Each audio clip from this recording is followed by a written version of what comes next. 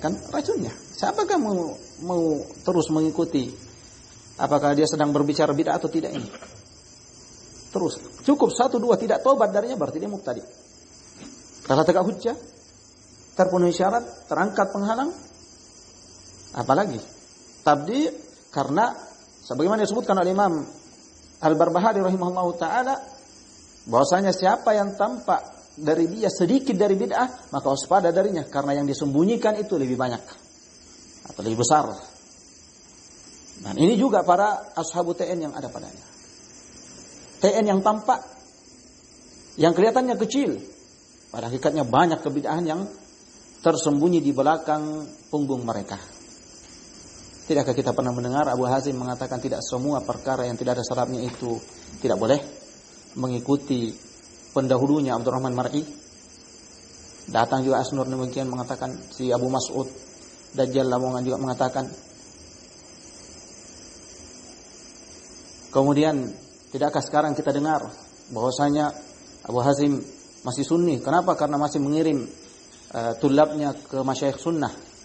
Ini kaidah, yaitu la natruku syakhsa hatta yusirru ala tarkina. Sebagaimana dalam pasal yang kelima, bahwasanya kita tidak meninggalkan seseorang sampai dia yang meninggalkan, yang bersikeras meninggalkan kita. Jadi walaupun dia lakukan apa yang dilakukan dari kebid'ahan dan seterusnya, tapi masih mengirim tulab sama masyayikh sunnah, berarti masih ahli sunnah. Berarti ini kaidah berikutnya. Abdullah A'la datang, tidak semua masalah wasail dakwah itu tauqifiyah, asas dari asas ahli bidah, dan tujuan ahli bidah, pembela bidah.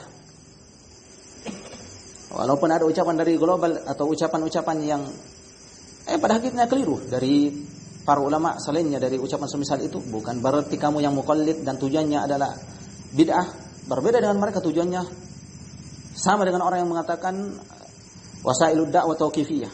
Tapi Abdul A'la mubtadi, tujuannya bid'ah. Babunya Abu Mas'ud. Sama. Apalagi kalau bukan kaidah-kaidah bid'ah. Turun di sisi hizbiyin, Wahazim.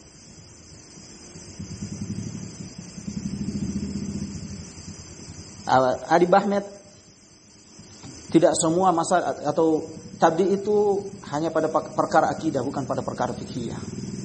Bid'ah lagi dibantah oleh Syekh Yusuf Al-Jazairi, dan ini juga mengikuti kaidah Muhammad bin Hizam. Apalagi semua ini.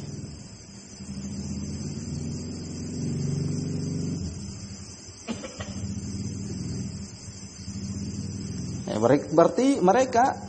Nah, kemudian datang si Abu Muhammad Majhul dalam channelnya Membungkam Syubhat, di mana kami pernah menyebar jawaban kami ini tentang ketika mengkritik ucapan Muhammad bin Hizam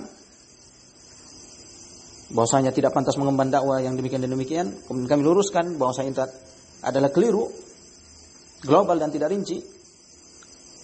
Dan kami buat dalam status, di mana apabila status dalam bentuk tulisan hanya terbatas tulisannya, mesti sekian kali mengirim. Sehingga di antara status yang kami kirim pertama yaitu mulai dari pertanyaan dulu.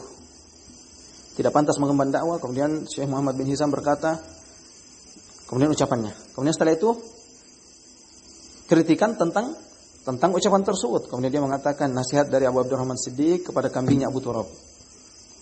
Ini kedustaan. Kedustaan atas nama kami, bahwasanya kami menasihati dengan ucapan mumayyi. Ucapannya siapa? Muhammad bin Hizam. Ini dusta atas nama kami, bahwasanya kami menasihati dengan ucapan mumayyi Muhammad bin Hizam.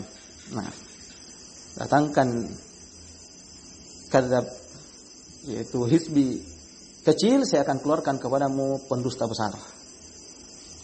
Siapa yang tahazzab, kata Syekh Mukbil, man tahazzab kadzab. Siapa yang jadi hizbi, dia akan berdusta. Inilah arkanul hizbiyin, rukun-rukun hizbiyah, di antara al-kadhib, at-talbis, wat-tadlis. Dan ini ada semua pada Abdul A'la, pada Adi Bahmek, Bahumaik, Abu Mas'ud, kadhib wa dajjal wa mughalatat. Ini ada pada mereka. Kemudian menggunakan nama-nama majhul, Abu Adam Jawi, Abu Laila, sekarang Abu Muhammad, pemilik channel Membungkam. Sampai sekarang tidak berani menampilkan identitasnya. Thariqah hizbi. Di antara lagi bentuk dajjalnya, si Dajjal Abdul A'la, yaitu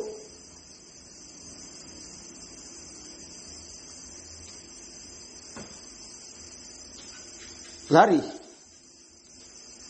ilfat an mahalin niza', lari dari ajang pertikaian.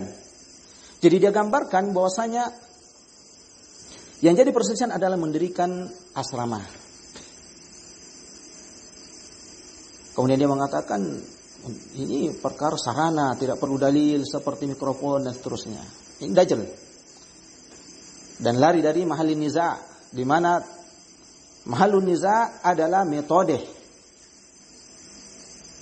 yang kalian lakukan, mengumpulkan wanita, mengumumkan atau mengajak dan mengadakan pendaftaran dan mengumpul wanita dengan metode seperti itu yang tidak ada salafnya.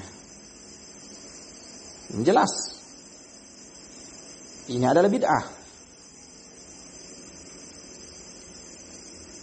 Belum lagi tu'unat, celaan yang bertubi-tubi terhadap ahli sunnah yang menasihati mereka. Sebagaimana telah ma'ruf, kambing, mak lampir, dan seterusnya. Dari celaan-celaan mereka. Dan menggali kembali taubat Abu Turab hafizahullah. Semua ini bukti yang jelas dan nyata bahwasanya mereka adalah hizbiyun, ahlul bidah wad dhalal. Wallahi, seandainya seluruh masyayikh Yaman membela mereka sementara mereka tidak tarajuk dan taubat dari apa yang kami sebutkan tadi, ditambah tajallud mereka dalam membela bid'ah, kami tidak peduli. Sebagaimana dahulu Syekhuna Yahya tidak peduli ketika seluruh masyayikh Yaman membela Abdurrahman Mar'i. Kami akan mengatakan mereka adalah hizbiyun sampai mereka mau taubat dan tarajuk dari apa yang telah lalu penyebutannya.